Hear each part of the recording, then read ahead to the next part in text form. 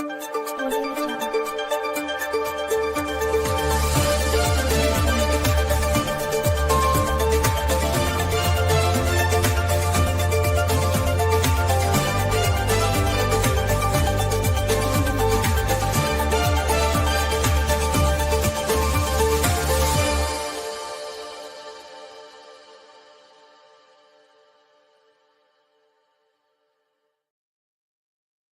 morning, good afternoon, or good evening, depending on where you are tuning in. Good morning, good afternoon, good evening, or depending on where you are tuning in from today. You are welcome. Welcome on Mamlakak Broadcast Network TV, affectionately called MBNK News, a platform that is designed to contrast the worldly fact with the kingdom through the original. I am your host, Veronique Lawson, your host for this interview with distinguished podcaster Robert Louis Kraft.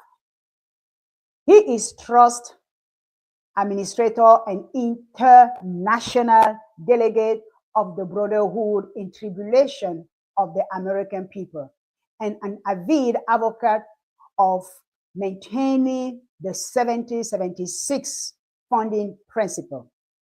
Further information can be found on his website, ourunitedrepublic.com. Ladies and gentlemen, please help me welcome on the stage our guest today, Robert L. Kraft, who is going to be discussing about laws and jurisdiction. Thank you. That might be better. Hi, how are you?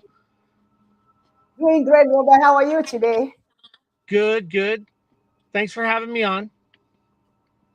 Awesome, awesome. Robert, can you please tell the people who is Robert and then what you do in life if you want? Also, I would like to emphasize of the interview or the podcast you have done with Captain Carr. Wow. Yes. Your insight about the jurisdiction and law was just outstanding. And I say, no, we need to have Robert also come in to share on our platform for our audience to understand. Please, Robert, go ahead. Let us know who is Robert and furthermore. Well, my name is Robert Kraft. I'm from Inglewood, Florida, which is in Southwest Florida in the United States of America. I grew up there, and I was a veteran. I went in the military. I was in the Air Force. I got out in 1999. I became a firefighter paramedic, and I pretty much did that for about 23 years. I'm still currently professionally a paramedic in Maryland, in the USA, and I'm also a student of law, more philosophy. My background that got me down this road came through some situations that happened, and my interest in applied law, and not only applied law, but applied law in a theological manner, or what I like to call applied Christianity or applied theology. So really going back to the foundational principles of philosophy, and how philosophy and civil social society integrate into how we really interact both socially as a society with our, America is a melting pot of many different religions, many theologies, but inherently human beings fundamentally gravitate towards the same philosophical doctrine that spans many types of religions. And I studied many types of religions and found that there really is this principle in all of them that tie together in this applied law theory or this applied law philosophy. So as that happened and I became more familiar with where courts came from and how law developed and how, fundamentally law is generated out of the singular creator of the universe, and then what we refer to as his handmaiden, the mother of nature and nature's laws. And that's really where human beings and nature kind of come together in their social civil society. So that is really the foundation of the Brotherhood and Tribulation of the American people, was to establish a judicial, juridic platform. Wow, beautiful. That's so great. Wow. Awesome information already, Robert, for sharing, just laying a little bit of your background, being a student of law, being a student of applying. Can you hear me? Yes, can you please come back again in? Yeah, Thank you. yeah, I'm here. Yes, Sorry about that. you're welcome. The phone rang. I tried to get my do not disturb to work, but I couldn't get it to work before I came on. I'm sorry. So where was I? You'll be able to cut this in, right? No, you were saying that you apply laws, and the Yeah. foundation of your website is based upon all the laws and the philosophy. Right, the philosophy of law. So inherently, in I hate to say Western culture, because even as I studied like the Vedas and stuff like that, I found this foundational similarity of trying to establish this fundamental principle of we are more than just like physical beings. We actually have this intellectual hierarchy that we're not born with, but we're more designed to like strive to. And the basic principles of, how do I say it, the basic principles of the integration of different peoples really comes from the framework of the philosophy of mutual respect, but also the ability to what America founded in its Bill of Rights, which is the right to petition and a right to seek redress when you're wrong, or to face your accuser and really debate the principal opinions or perceptions or misunderstandings that might take place. So when the Brotherhood was founded, it was really founded as a base philosophical platform that would facilitate, right down to one human being and one human being being able to open up a dialogue when they do not agree, and really debate or come to a discussion about what are facts, what are the facts, what are the elements that led to those perceptions, and really more than just let like transgressions go, but really focus on knowing that you're in a community that you will have to be responsible for your actions. There is a mechanism to facilitate that. And even as organization to organization, putting that platform together judicially, if that makes sense. So these concepts at a singular level seem rudimentary, but right now in our global structure, we really have a hard time just communicating when there's some kind of conflict, and we don't really have a structural platform for that. And that's really what this was founded on. It was founded as a singularity that then grew into this, what's becoming this organization that is really starting to stretch out, and those base principles are put in. And it required it required me as to really learn different law jurisdictions and the fundamental principles that allow those jurisdictions to work and where they work, and how each one of those jurisdictions is actually really important in its measured context of how it's applied. And that's kind of how this whole thing got started. And then we're now to the point where we've done some things to facilitate returning the United States of America back to the fundamental principles socially. And now we're working on, stretching those branches out and allowing other organizations, opening the doors for other organizations to come in and really associate to create these other correspondence communication lines. So, and that's kind of how I got to Captain Kyle and where we are right now, trying to put in these community trusts that really are a foundation for communities to kind of divide themselves from the commercial side or the consumer side of their current community structure, which is the commissioners and stuff like that. Wow, that's beautiful. Thank you very much. I hope that explained it. I'm trying to articulate, but yeah, very much.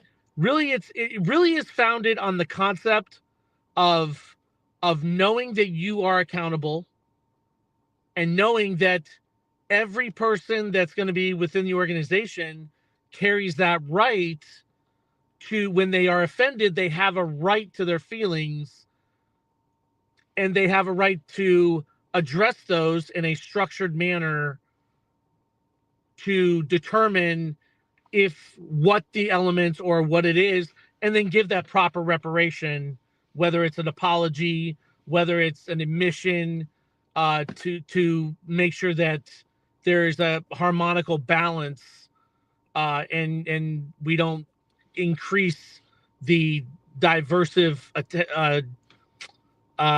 the divergence of a peaceful social structure.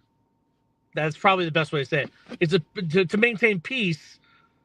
Every individual within the organization, no matter who they are, has to have a right to how they feel, and they have to be able to have a mechanism when they feel that they're transgressed to express themselves, and it be structurally sound to allow both sides to happen. And that's really where jurisprudence comes from. That's really how courts were kind of created, was, hey, people have opinions.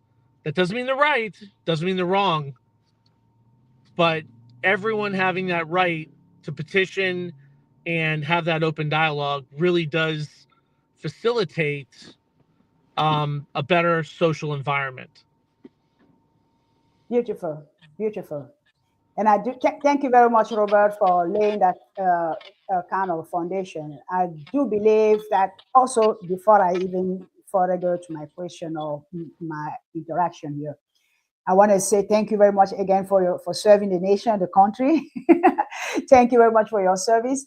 And I do believe that what you say is truly what the founding father had in mind when they laid the framework of this great nation, the 1776, also putting those articles into law and making sure that it's going to be secure for generation and generation.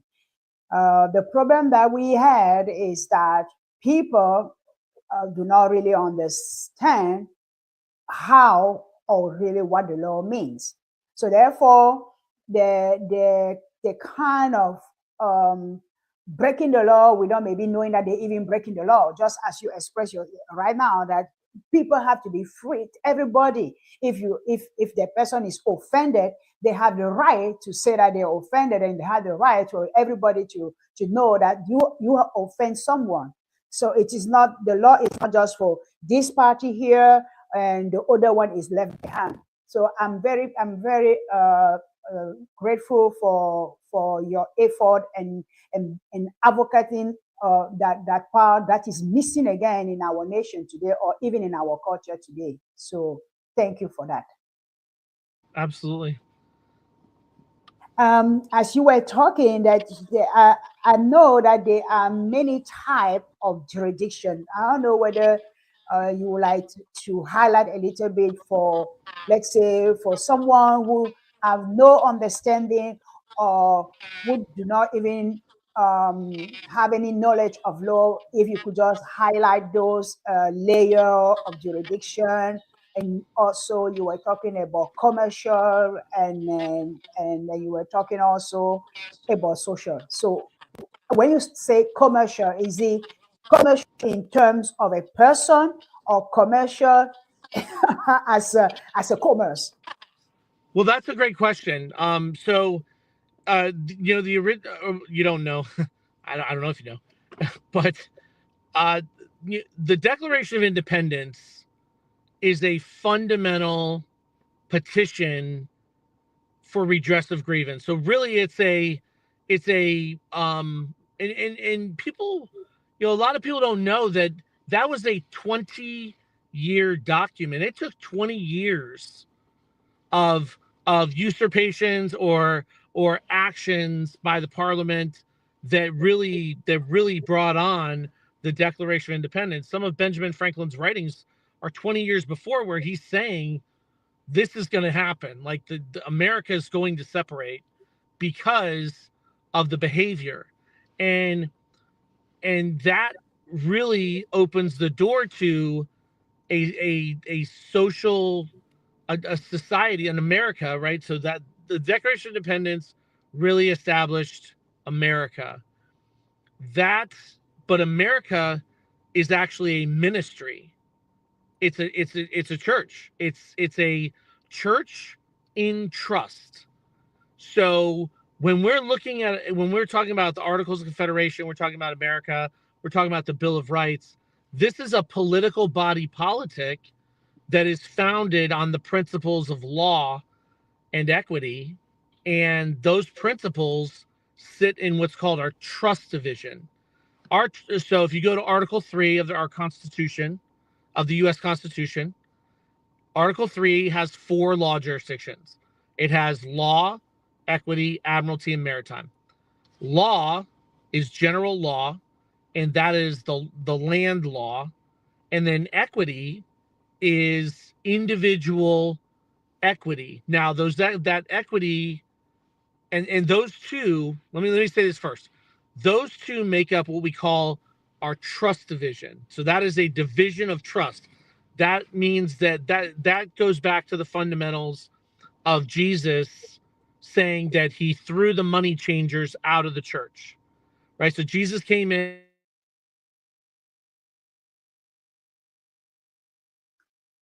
Yeah, I'm sorry for that connection, but we're gonna get him back again.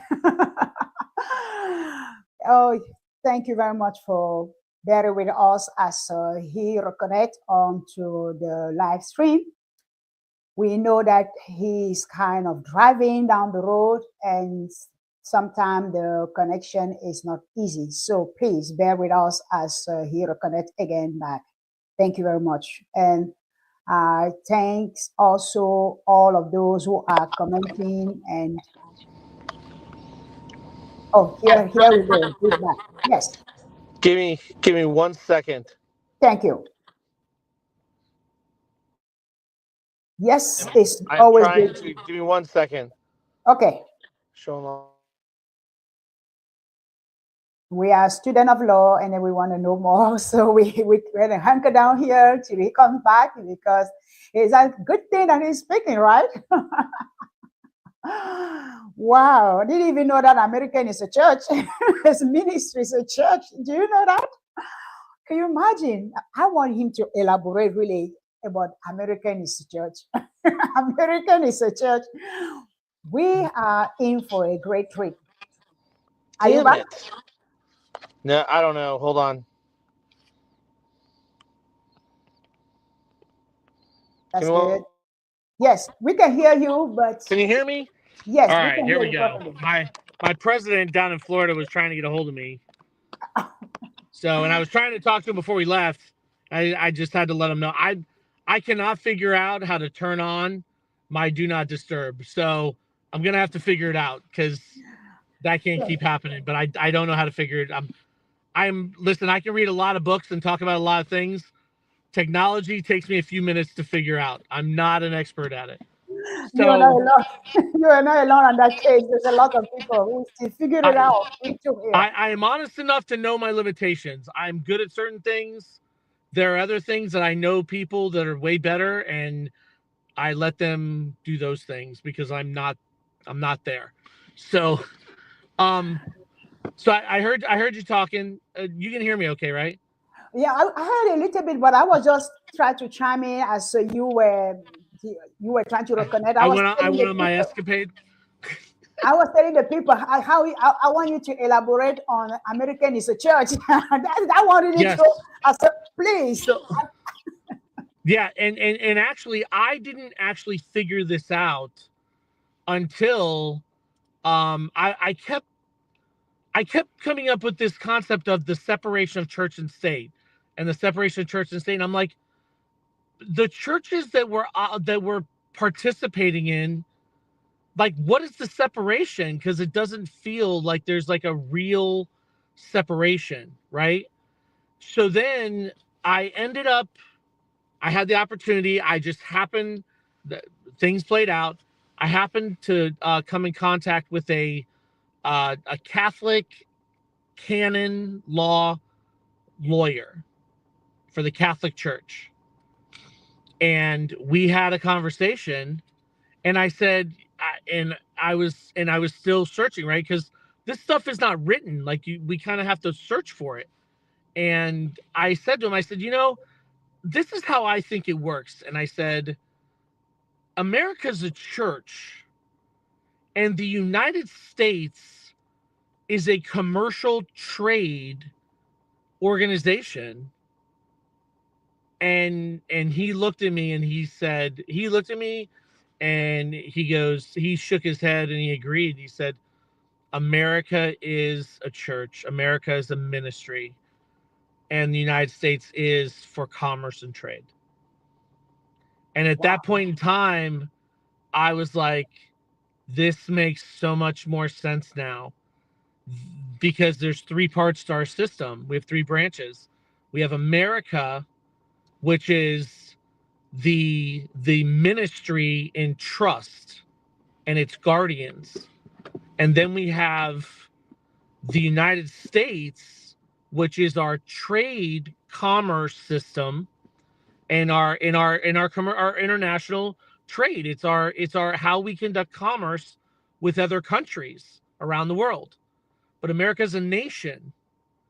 Israel was a nation. So America is its ministerial part as a nation. The US is our country because that is our trade system and our commercial system and our for-profit system. And then the United States of America is the beneficiaries, which is the public, and those who are not in service in the ministry, that is the United States of America, which are like the inhabitants, the diversified people, the melting pot of the entire United States of America, which would be like the general public. That is the United States of America, who are the beneficiaries of this irrevocable trust that was established. So when you look at it in the context of the Declaration and then the Articles of Confederation, the relationship to the North American territory, the Continental Congress, which is the North American territory, and then the beneficiaries, who are the United States of America, you realize this is a giant trust, and America is the administrative trust ministerial part of the nation itself. But America is the nation part. The U.S. is the country part. And together, that is the American Republic in all three parts. Wow. I've never heard anyone truly explain it that way. And it makes a lot of sense, in a sense Yeah, that if we have to compare it with Israel, as you just said, Israel is a nation, but it's a God called it nation. his bride, the church. And Yes, that means that the real the real church of God is nations. Or nations are where the people. So it's interesting. The founding fathers, the American founding fathers. Remember this abstractive a concept didn't come from nowhere. This is a 2,400-year-old concept of the separation of the private and public sector, and these divisions of law come right out of Plato's Republic. They come right out of ancient Greek philosophy. So this is not a coincidence, and it comes right out of the Bible. What's happened? How do I say this? So when we understand that there are parts and there are roles and they do have their measure, and then we understand that there are certain, even the American military, because you say the American military now, there are different law jurisdictions that apply to our military that were there in the beginning that have been separated by the federal Congress, the US Congress, over time, because the only way to get, and this is the real point that I'm trying to make, we didn't understand, the American people and the inhabitants did not understand the proximity of the relationship between the military and them, how close it's supposed to be, on purpose. Because what happened was they were dividing, and if you go back to like the rich merchants and the profiteers and stuff like that, they were dividing the wealth and the people who were rich that could have that could, they had unmounted wealth, they had riches, they had all this other stuff. They were dividing that and saying, well, the rich people can have their riches, the rich people can have their bank accounts, the rich people can have this, but the people get the military. That is theirs. That is their military, and that stays with them. We didn't understand that that's what they were dividing, and that's what got usurped by pushing the Marine Corps and the Army underneath the Navy in Reconstruction. And basically, because the Navy is the Congresses, but in reality, the federal Congress that we have right now is not the Article 1 Congress. The federal Congress is actually the Article 4 Congress, which is the federal, and that Article 4 Congress has pushed everything underneath them as if they are acting as the Article 1 Congress, but they're not. And it's only recently that Article 3 came online, and now Article 1's online, and Article 2 looks like it's going to come online probably in the next month. But we've been missing 3 articles of the Constitution for 50 years. wow. Wow. For 50 years, we'll be missing that article and no one could question it. The U.S., the education system, this all starts, and again, you can go back 2,400 years. The only way for a republic to operate correctly, where it has its divisions of profit versus its trust division, is to have an educated social structure. Our education, the U.S. education system, is so degraded that it's not surprising that no one would be able to put it together. And here's one of the sad parts. The sad part is it's actually not totally the powers that be's fault.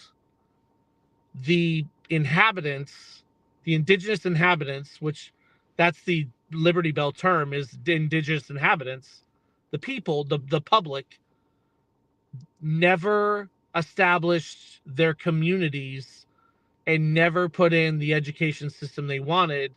They kept sending their children, and I'm a product of public education.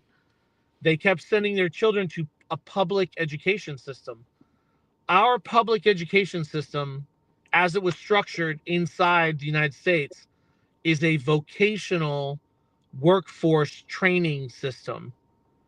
It is not a philosophical, theological, moral, foundational infrastructure.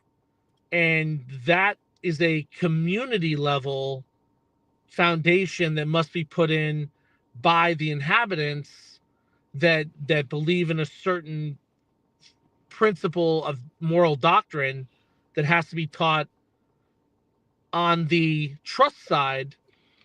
So then the vocational education, the public education is valued, because we still have to have a workforce. We still have to have vocation. We still have to have commerce. We still have to have all these things. But there really are two divisions. And we didn't understand that. We didn't understand that is as the communities are supposed to be put in by those communities. But Robert, I think that what you just share is very critical, really, for this nation. And I do believe that that was made on purpose, that the inhabitant of America will not really understand that if they can get more the vocational part of education, they will be able to comprehend. I'm still having a little bit of feedback. They will be able to comprehend or better understand the republic. So Yes. I read somewhere that that was the plan of Rockefeller. That Rockefeller actually with his people, they Right. they have their side meeting, and they wanted to have people that are kind of brainwashed, who will not know anything about the law, who will not know anything about their right, and they will just be worker. I have a quote, but unfortunately maybe I could find that one where actually Rockefeller quote that, and he is the guy who actually influenced many people. As you said, in Article 4 of Congress has pushed on everything on the net. He's the guy who influenced them to bring about those stuff. And today, America education is almost like 48, not even, I think 115. Yeah. For the Yeah, it's poor. 115 place. It's a really poor, well, it's not education. That's funny. That's the funny part is when we talk about the creator, we talk about the laws of nature, right? So education is the fundamental principles of moral and ethical standard. But schools are for fish, and fish all have to look the same in their schools, and that is where you make drones. Like, that's where the workforce part comes from, and that's why we call it school. We don't call it education. And the US government is not supposed to be involved in education. The US government is supposed to be involved in vocational schooling, public schooling, and training. And you have to think about this. Just because you're offered something does not mean you have to take it. So there's the responsibility on both sides. Yes, the public was bamboozled into thinking that that's the school, but they have also known for a very long time that they were not getting the quality that they should have been getting, and they weren't supposed to. They weren't supposed to. That's the weird part when you get into this. Because it wasn't, they were trying to expect it to do. You know, one of the key things that I tell people, when someone fails you, or when someone comes up short of what you expect, I always make the comment, your expectations may be higher than their ability to perform. You may not, you may totally be expecting something out of another that they just can't do it. And that's kind of how this situation is, where the public's expectation of the public schooling system was far higher than the requirements or what the expectation of that public schooling system should have been. So taking that into consideration, and yes, what we have to understand is this process started, the dismantling of the American Republic started in 1814. Okay, so Rockefeller didn't come by for another 100 years after that. He just saw the opportunity that was presenting itself, and it's the exact same opposite. And in the opposite side of that, remember, Andrew Carnegie established the League of Nations and the International Court of Justice. In fact, Andrew Carnegie spent his entire wealth on setting up the The Hague, which is the International Court of Justice. So there was another side. There was another side over there that was trying to, that realized what was happening, and they were trying to do the opposite. Unfortunately, this, the profiteers won for a time, but their model doesn't work. It won't last the duration. And that's really what we're coming into now, is we're coming back to the founding principles, going, wait a minute, we missed some things that have to be shored up and fixed. Beautiful. Exactly. Thank you. Thank you very much for that highlight. And also, I think that principle doesn't matter whether you are in this nation or in other nation. Principle always works. So, as you said, the model of the puppet master, it could only work for a short period of time. It could, when I say short period, it could be 200 year, okay, 300 year, but it's still a short period of time compared to the principle established by the Creator God. Because this principle, when the nation actually lay out their laws, their jurisdiction upon those principles, which again they say on the Declaration of the Independence, it said that the nature for which we stand. Which principle was that? The founder used the principle of the Holy Bible to making sure that they will have unity, they will have justice and law and rights. And people down the road, as I think it's Santana, who say that the people who do not remember their history are doomed to repeat it. So when that was gone, those people were gone. People who came after them didn't understand what was going on. They didn't know what the founding father fought for or stood for, or they kind of just pushing out aside. So, okay, now we don't want any longer the republic. We want to have the commercial part of it, to have more trade for the puppet master. Wow. Yeah. It really does behoove us to understand that while the commercial side and the maritime side of our civil society is not going anywhere. We need that side to function. We need our workforce. We need those things. What we have to do is draw some lines and get our trust side to kind of come up and balance out with that commercial side.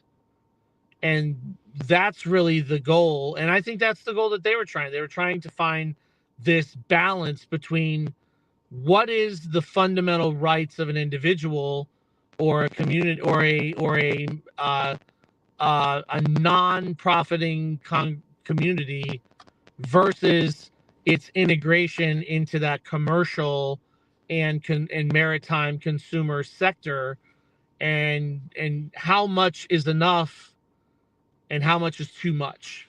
And that's really been the game of trying to play this. And I think we're going to have an opportunity. I hope we have an opportunity coming up where we can get this stuff kind of balanced out, because nobody wants like the entire commercial system to shut down. That doesn't help anybody either. That doesn't improve anything. We still have to have commerce. We just need a proper measure on what's enough.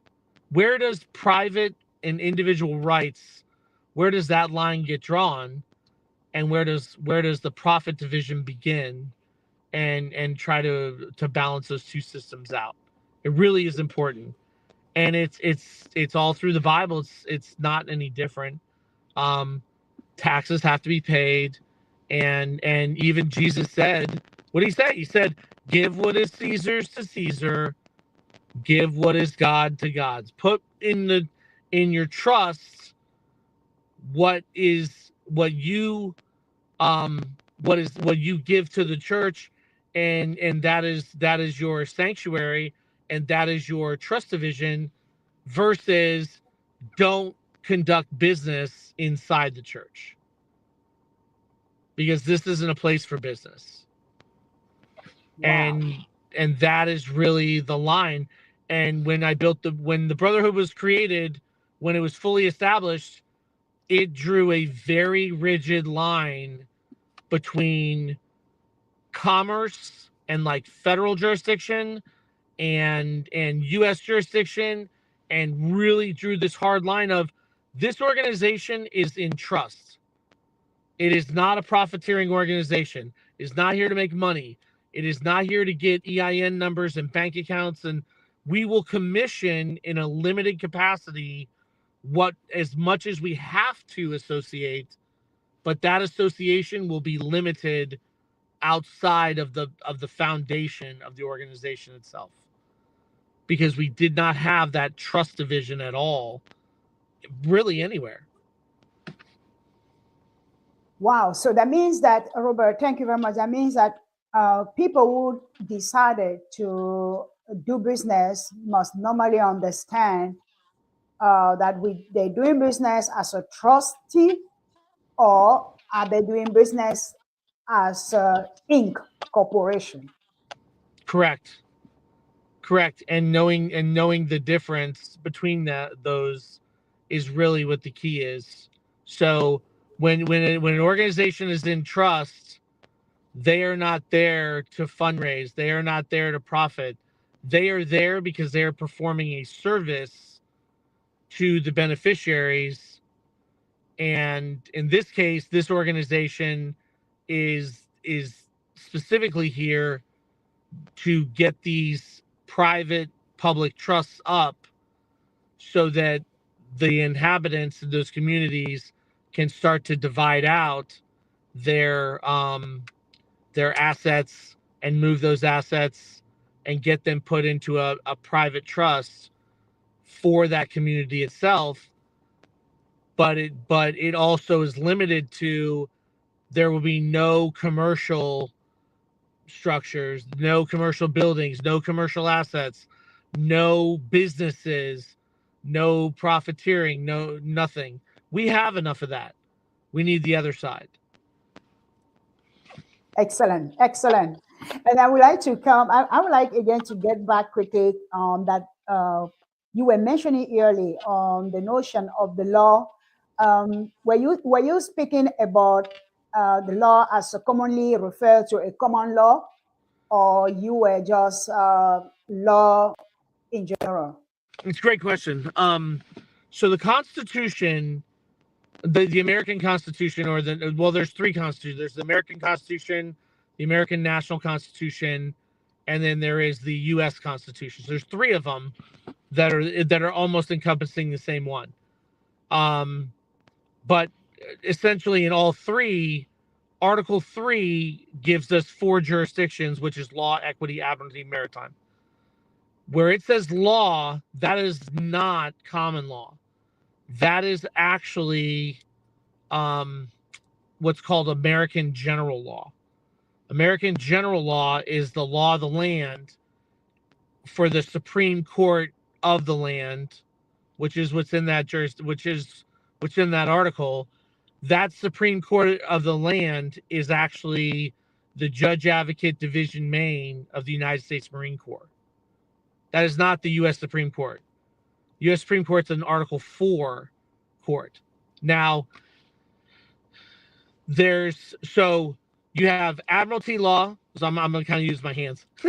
You have Admiralty law, which is the Navy. Then you go up one level. You get into the Trust Division. That's where the Commercial Division ends, is at the Navy. And then you go up and you get into Equity.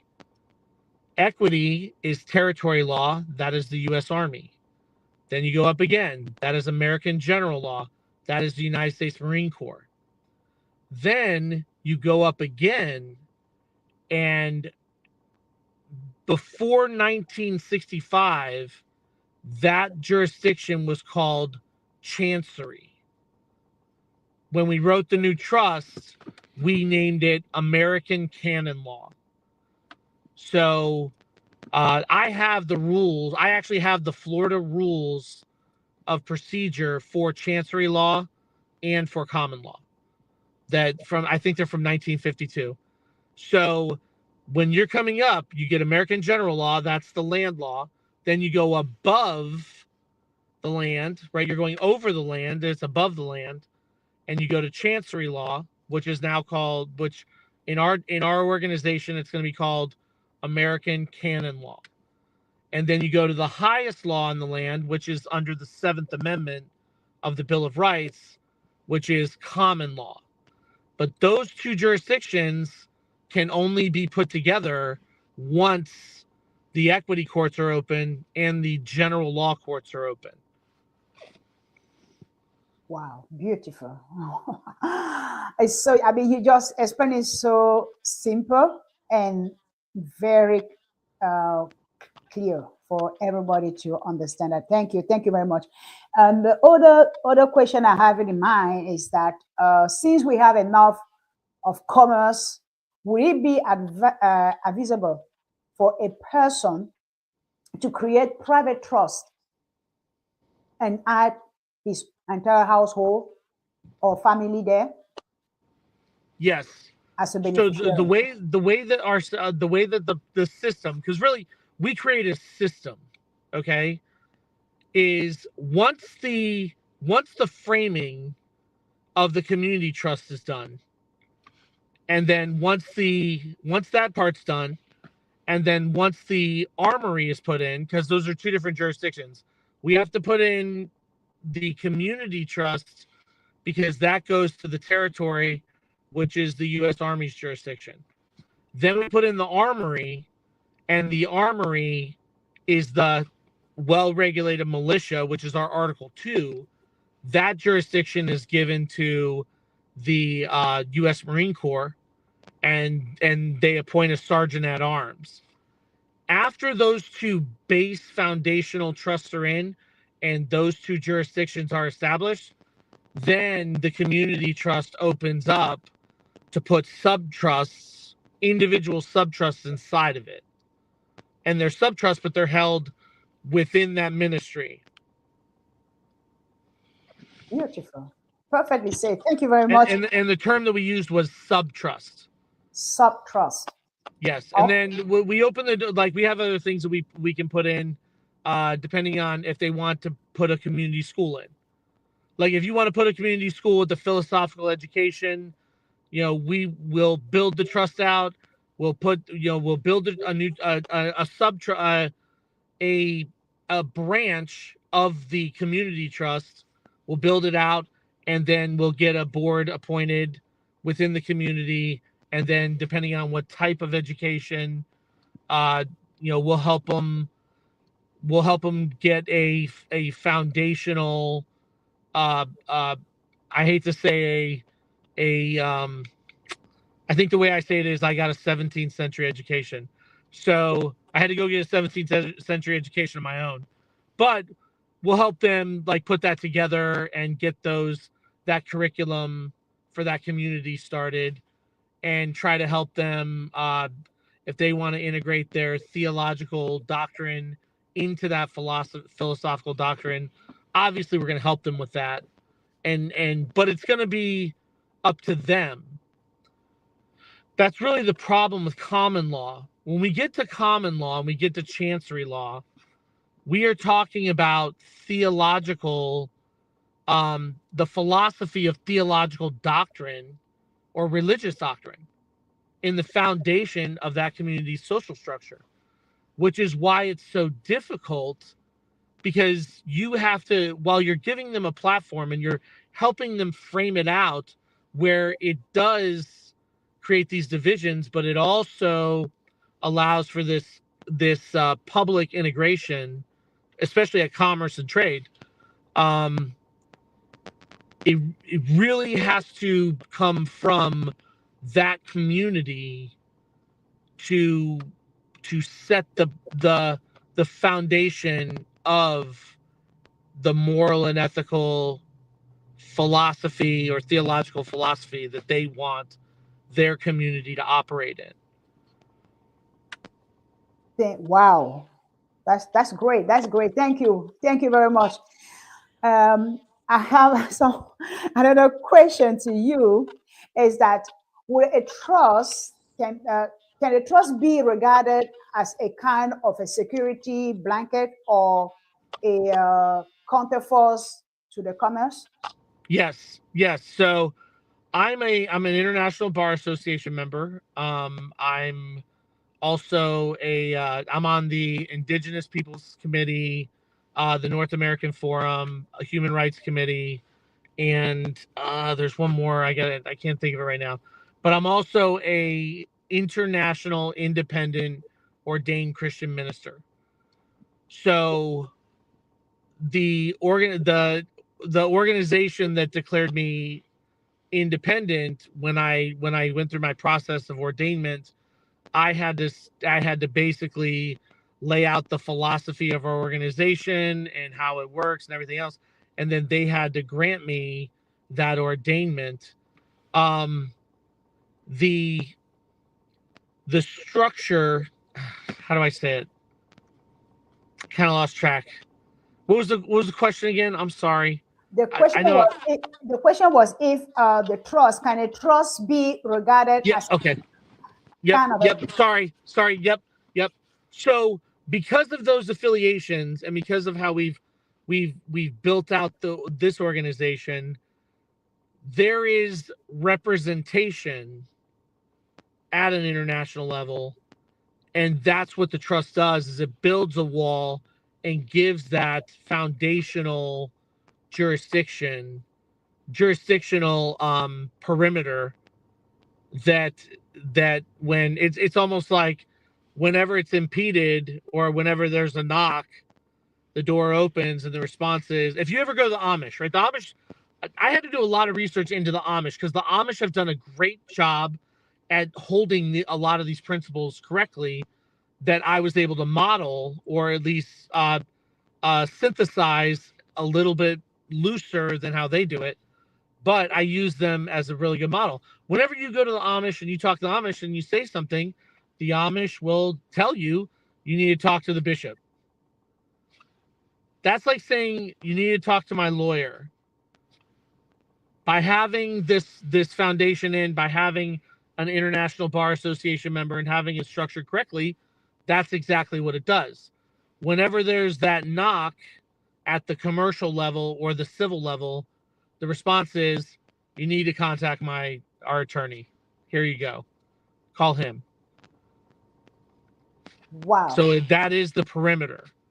And I've already had to deal with it. The organization down in Florida.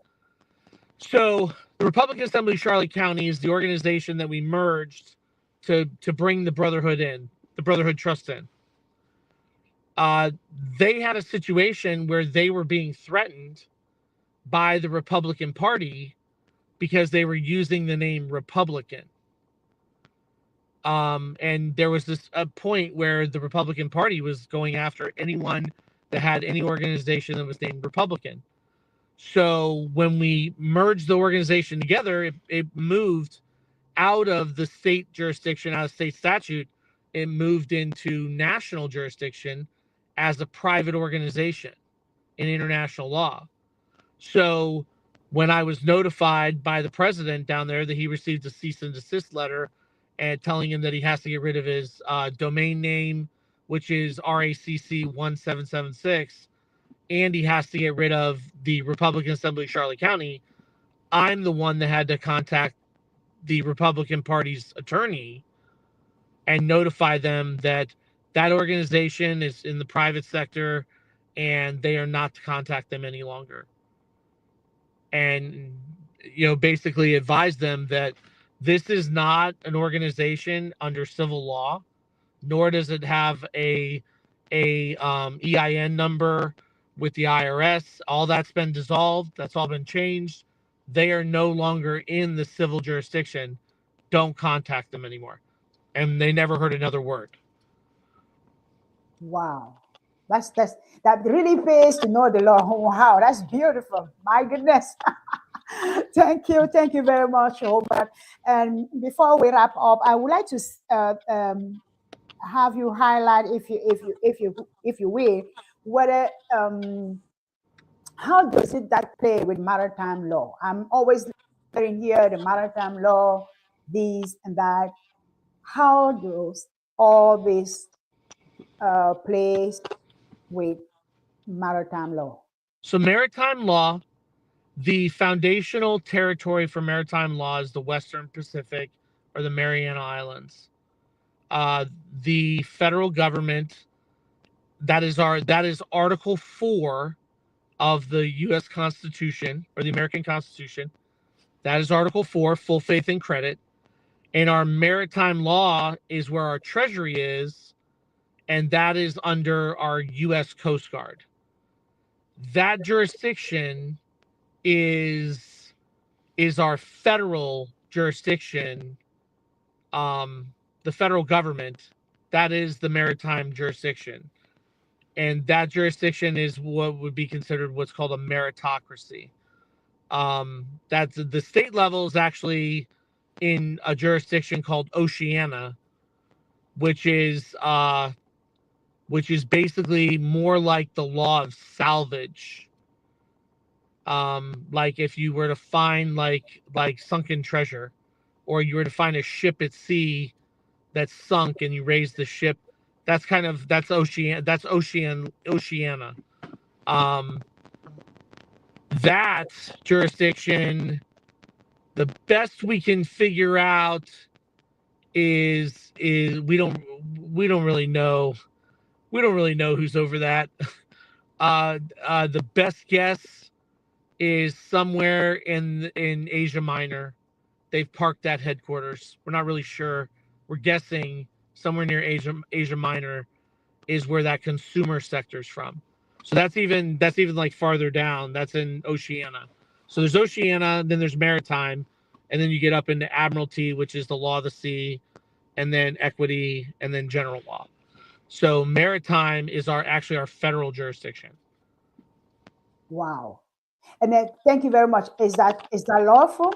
The federal jurisdiction, is that lawful for a sovereign citizen? Maybe we may not have a time for you to answer that question, but if we consider ourselves sovereign citizen. You mean the sovereign citizen? So the sovereign citizen is a concept, and this is what happened with all these fractionalized, partial concepts that came along without having a proper picture of how the law jurisdictions work. They were, there were kind of these abstractive things that came along, like sovereign citizen. Sovereign citizen would actually be in common law, and that would be where sovereign citizenship is exercised.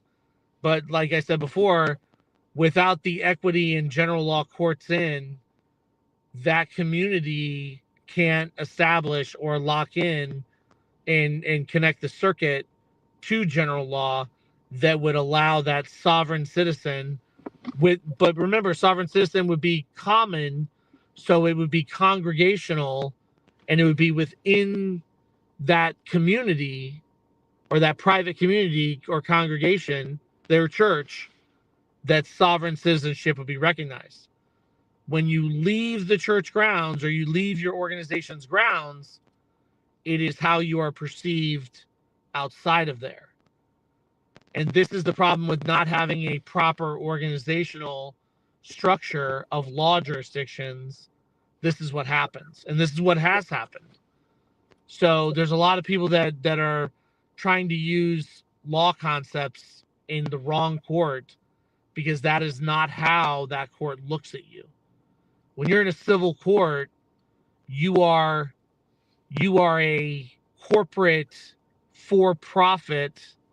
When you're in a civil court, you are actually like a school of fish, or like crabs that walk along the bottom of the sea, unless you are an authorized officer of that court.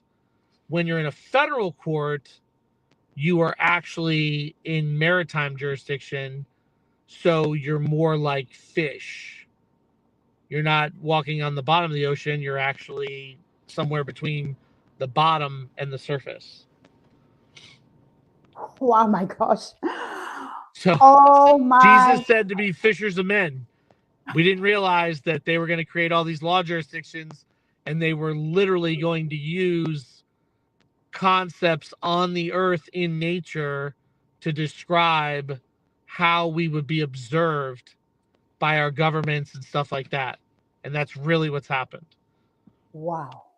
I mean, the government lays out the Bible or the Holy Scripture perfectly and clearly, but the inhabitants, or now let me even say, those who are called the light of the world, have no understanding of it.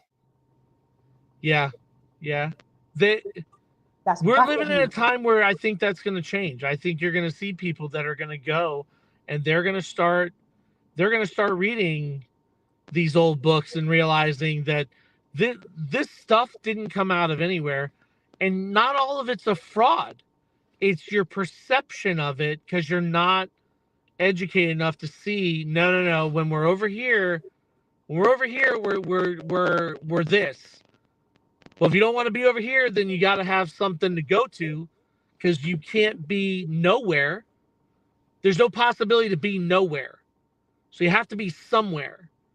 And if there's no place to go, even in the Bible, what did Jesus say? I will go prepare a place. If we don't take the action to prepare a place, then there's no place for us to go. Beautiful. What a way of ending the show today. Wow, Robert, my mind is just turning on all the information that you share today with our audience on laws and jurisdiction. And I know that the time is over for this show today, but we would really like you to come back and elaborate even the more on those laws. And even we would like you to talk on the strawman.